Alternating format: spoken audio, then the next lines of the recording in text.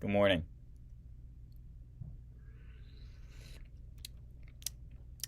Good evening.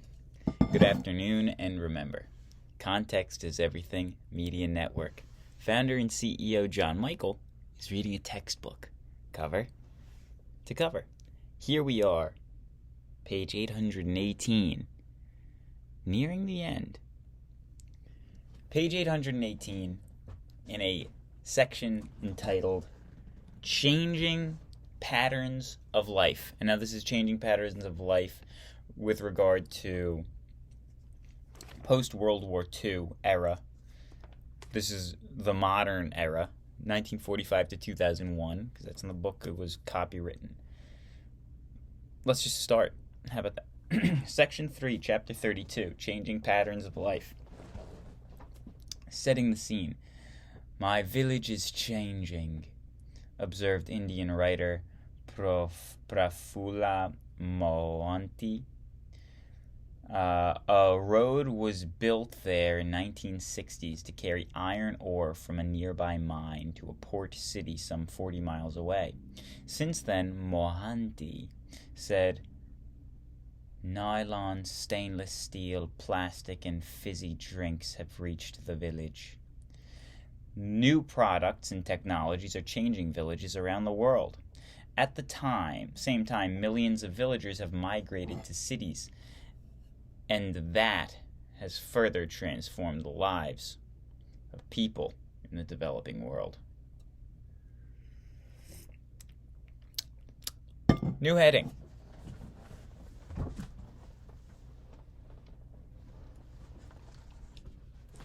Old ways and new. In the Western world, industrialization and urbanization began more than 200 years ago, during the Industrial Revolution. In the past 50 years, the rest of the world has experienced similar upheavals. 70 years. Urbanization.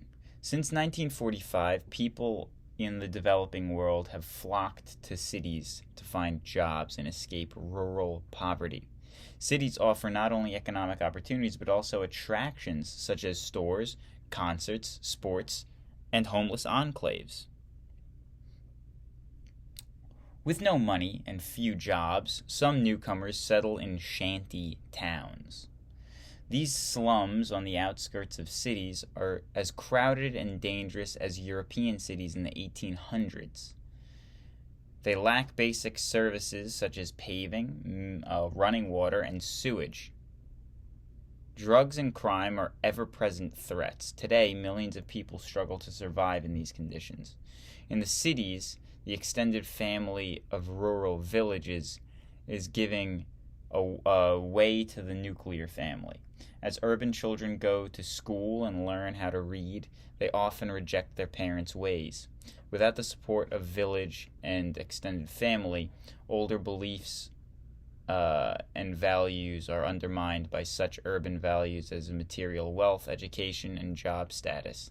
Many villagers who move to cities suffer a sense of stress and isolation.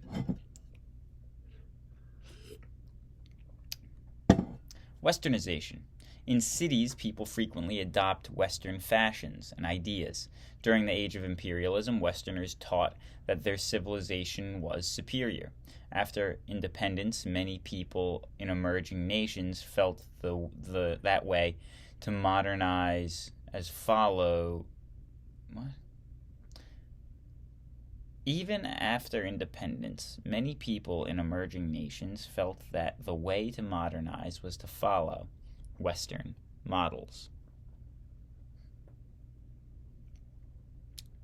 Some early nationalists, such as Mohandas Gandhi, rejected the rush to abandon traditional ways. Today, leaders in some Muslim lands have called for modernization without Westernization. Although they welcome modern technology, they want to preserve older traditions and religious beliefs. They reject Western emphasis on material success and the individual, which they think undermines the community and family. Village life. Despite urbanization, villages are still home to billions of people, in the global south. Their lives vary widely depending on climate, geography, and other factors. Still, village life follows similar patterns in much of the world. Many villagers are farmers.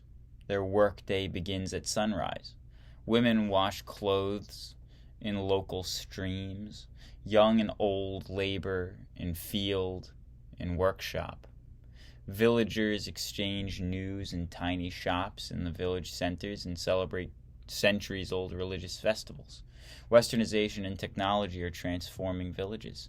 Change such as roads, clinics, and televisions can enrich life, but they also weaken traditional cultures and lure young people to abandon villages for cities.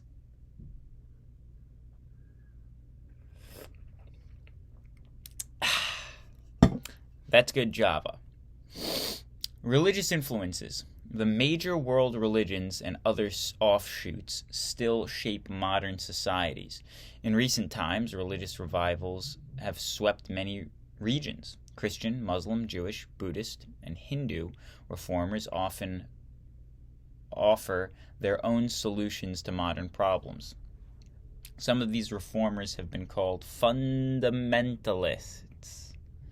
Fundamentalists because they stress what they see as the fundamentals or basic values of their faith. Many have sought political power in order to resist change which they think undermine their beliefs. In the West, evangelical Protestant groups emphasize salvation through faith and preaching, offering spiritual guidance in a rapidly changing world. In the 1960s, the Second Vatican Council gave Roman Catholics more freedom to discuss issues and promote cooperation with other Christian denominations. In Latin America, some Roman Catholic clergy backed a movement called Liberation Theology. They urged the Church to take a more active role in opposing the social conditions that contributed to poverty.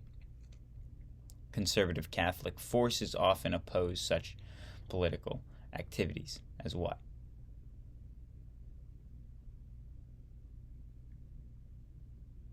Opposing social conditions that contribute to poverty. Conservative Catholic forces oppose such political activities. Maybe, I don't know. I think it's all backwards. So, in Muslim countries,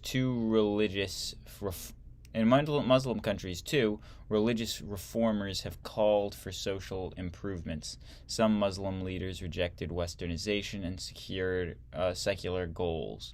Instead, they insisted that government and society should be based on strict obedience to the Sharia, or Islamic religious law. New rights and roles for women. After 1945, women's movements brought change to both Western and the developing world. The UN Charter supported equal rights for men and women.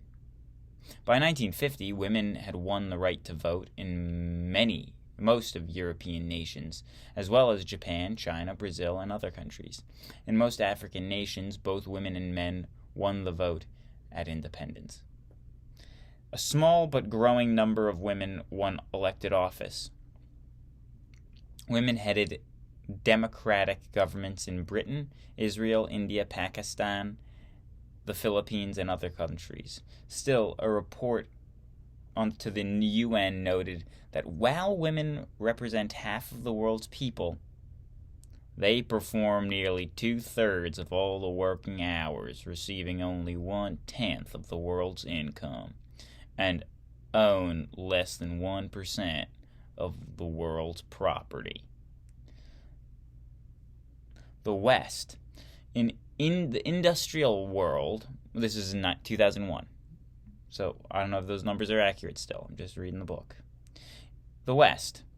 In the industrial world, more and more women worked outside of the home. By the 1970s, the feminist movement sought greater access for women to jobs and promotions, equal pay for work, and even An end to sexual harassment on the job. Good.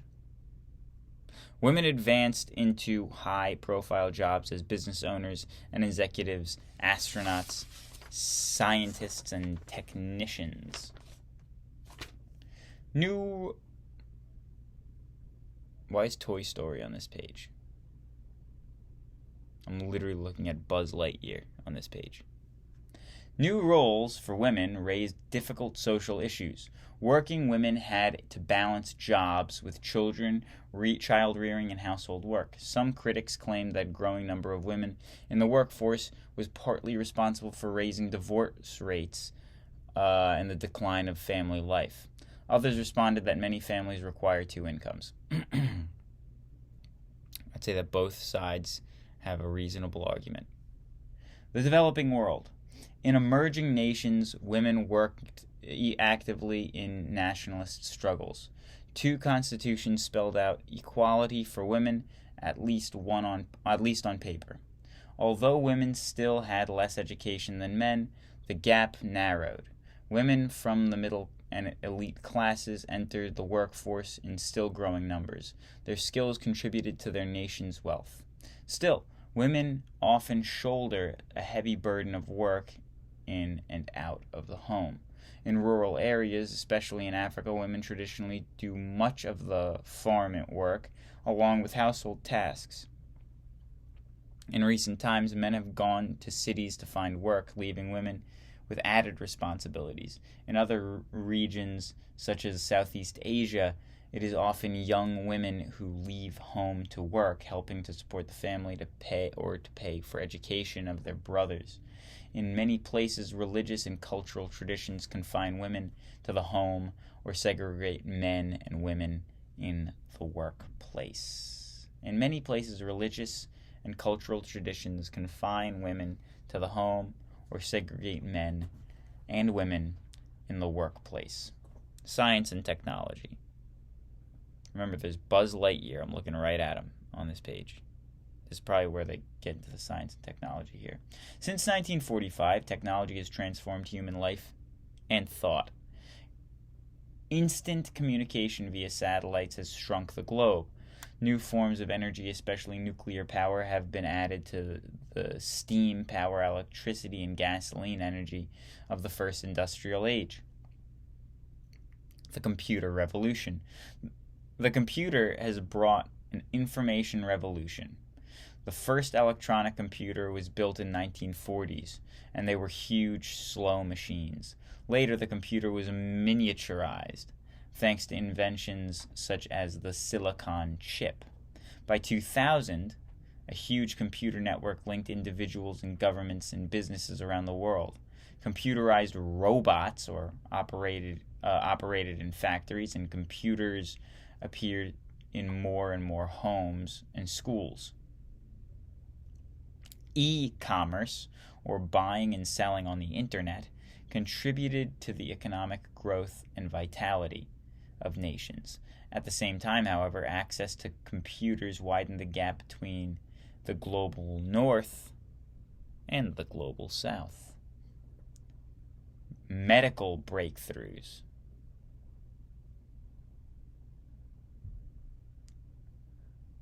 In the post-war era, medicine achieved amazing successes. Scientists developed new antibiotics to treat illnesses. Vaccines wiped out some diseases like smallpox and prevented the spread of others.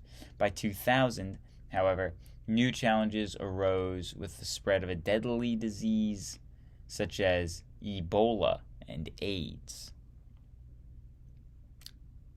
A controversial area of medical research is genetic engineering. It involves altering chemical code carried by all living things.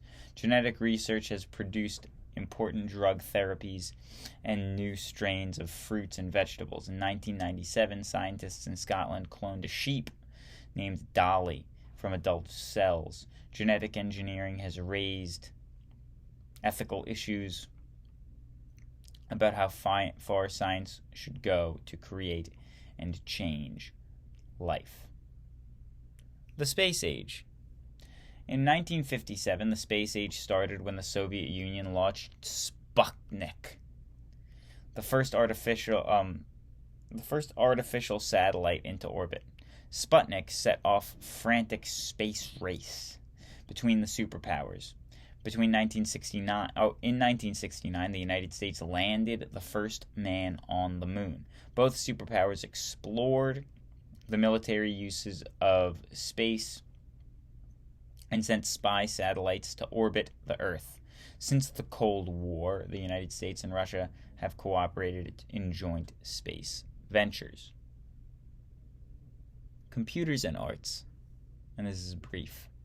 Rapid advances in computer technology have revolutionized arts. Computers have given artists, writers, musicians, photographers, and filmmakers new tools with which to release their imaginations. From computer-generated graphics to film animation to electronically synthesized music, digital technologies are transforming the practice of content and art. In 1995, Toy Story was the first full-length feature film in which all images were computer-generated. It took animators 800,000 hours to generate the images for the movie Toy Story. The first electrical music instrument was invented in 1919 and was called the theremin. It was one of those. You know what I mean if you look it up. If you look it up, you'll know what I mean. The theremin. The performer waved his or her hands around two antennae to control the pitch and volume. No physical contact with the instrument was needed.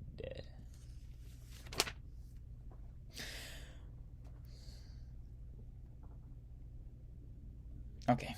European nations, as well as Japan and China, launched their own satellites, mostly for peaceful purposes. Satellites mapped the weather and tracked droughts, livestock diseases, and plagues. In the weightlessness of space, scientists experimented with promising new drugs and vaccines. I don't understand what that's got to do with the weightlessness of space, but okay. In the weightlessness of space, scientists experimented with promising new drugs and vaccines.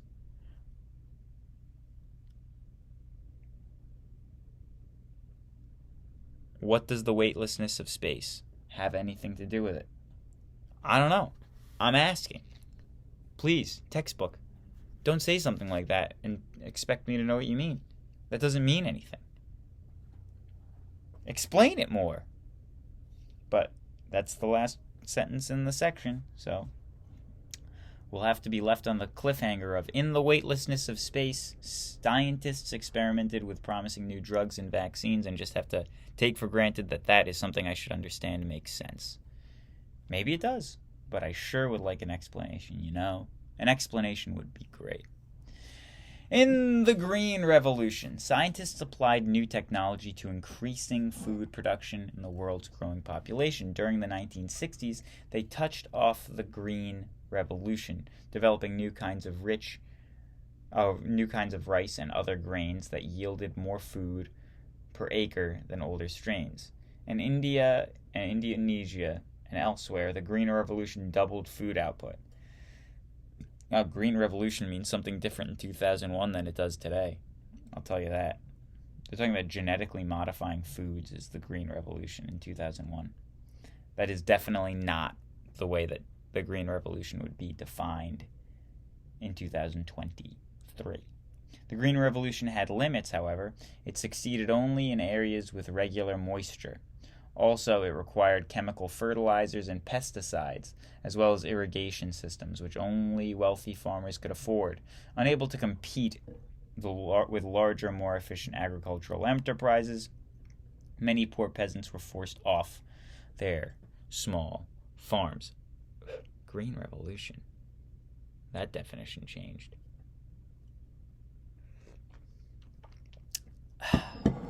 Ongoing issues. Technology has improved life for people everywhere. Many people, especially in the industrial world, pin their hopes on technology to solve a variety of economic, medical, and environmental problems. Yet, it has solved not yet solved such basic problems as hunger or poverty. Also, while technology has created many new kinds of jobs, it threatens others. 2023. For example, a single computer can process thousands of telephone calls that once were handled by human operators. A new global culture. Radio has changed everything, noted Egyptian leader Gamal Abdel Nasser in the 1950s. Today, people in the most remote villages hear what is happening and form their opinions. Modern communication technologies has indeed created a new world. Radio, television, fax machines, nice. Satellites and computer networks have put people everywhere in touch and helped create new global culture. Westernized popular culture. The driving force behind global culture has been the United States. American fashion, products, commercials, and entertainment have captured the world's imagination. American movies and television programs play in Beijing, Buenos Aires, and Cairo. English has become a leading language in international business. Some critics have compared this westernization to culture to a foreign invasion. Yet new global culture has sometimes balanced Western and Northwestern traditions. From Latin America, popular music such as calypso and reggae gained international popularity. Movie makers like Japanese Akira Kurosawa and India's Satyajit Ray adapted Western techniques to express their own distinct traditions. The arts. Global exchanges have influenced literature and visual arts for hundreds of years. By the 1700s, Europeans were copying Turkish carpets and Chinese pottery. A century later, European painters adapted paint-making traditions of Japan. At the same time, Japanese artists were studying the styles of European painters. More recently, writers from Africa to India have adapted literary forms such as the novel from the West. In the last 100 years, the Western world has gained new appreciation for the arts of other civilizations. Western artists studied Southeast Asian and African sculptors, dances, and music. Global interest in the arts has led nations to value and protect ancient cultural treasures. The UN and other groups are helping countries preserve and restore temples, palaces, manuscripts, and other artifacts. Museums, too, preserve the heritage of the past. Traveling exhibits of Egyptian jewelry, Russian icons, Indian sculptures, or West African masks help modern audiences understand cultures from their time and place. Looking ahead.